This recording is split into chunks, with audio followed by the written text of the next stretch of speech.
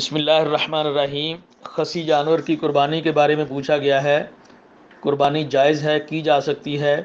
سنن ابن ماجہ ابواب الاضاحی باب اضاحی رسول اللہ صلی اللہ علیہ وسلم، حدیث نمبر 3122۔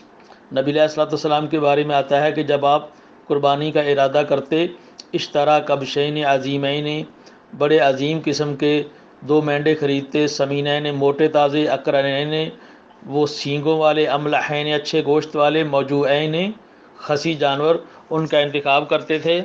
اور اس روایت کو شیخ زبیر علی زئی رحمہ اللہ نے حسن کہا ہے۔ اور ارواء الغلیل کے اندر ایک روایت جو کہ مسند احمد کی روایت ہے، اور اسے شیخ البانی رحمۃ اللہ علیہ نے صحیح کہا ہے، اور یہ ارواء الغلیل کے اندر حدیث نمبر 1147 اور جلد نمبر 4 صفحہ 360 کے اوپر یہ حدیث ہے کہ ضحى رسول اللہ صلی اللہ علیہ وسلم بکبشین املحین موجوعین خسیین، کہ نبی علیہ الصلوۃ والسلام نے دو مینڈے جو کہ اچھے گوشت والے تھے، خسی جانور تھے، ان کی قربانی کی، اور یہ مسند احمد کی روایت ہے۔ تو شیخ البانی رحمۃ اللہ علیہ نے بھی اسے صحیح کہا ہے۔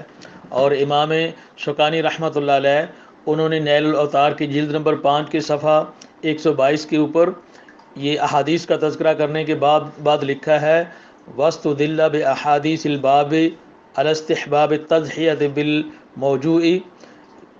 یہ احادیث باب، اس باب کے اندر یہ خسی جانور کی قربانی کا تذکرہ کرنے کے بعد کہتے ہیں کہ اس بات سے استدلال لیا گیا ہے کہ خسی جانور کی قربانی کی جا سکتی ہے، مستحب ہے۔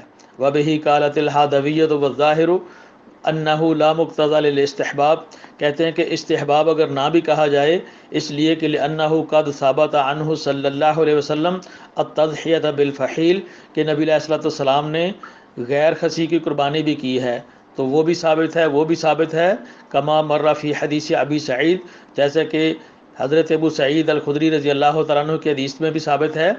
فیکون الکل سوا، تو امام شوکانی رحمۃ اللہ علیہ کہتے ہیں کہ دونوں ہی برابر ہیں، خسی کی قربانی بھی کی جا سکتی ہے، غیر خسی کی قربانی بھی کی جا سکتی ہے۔ اور شیخ محمد ابن صالح العثیمین رحمۃ اللہ علیہ انہوں نے بھی اپنے فتوے کے اندر جواز کا فتویٰ دیا ہے کہ خسی جانور کی قربانی کی جا سکتی ہے، واللہ اعلم بالصواب۔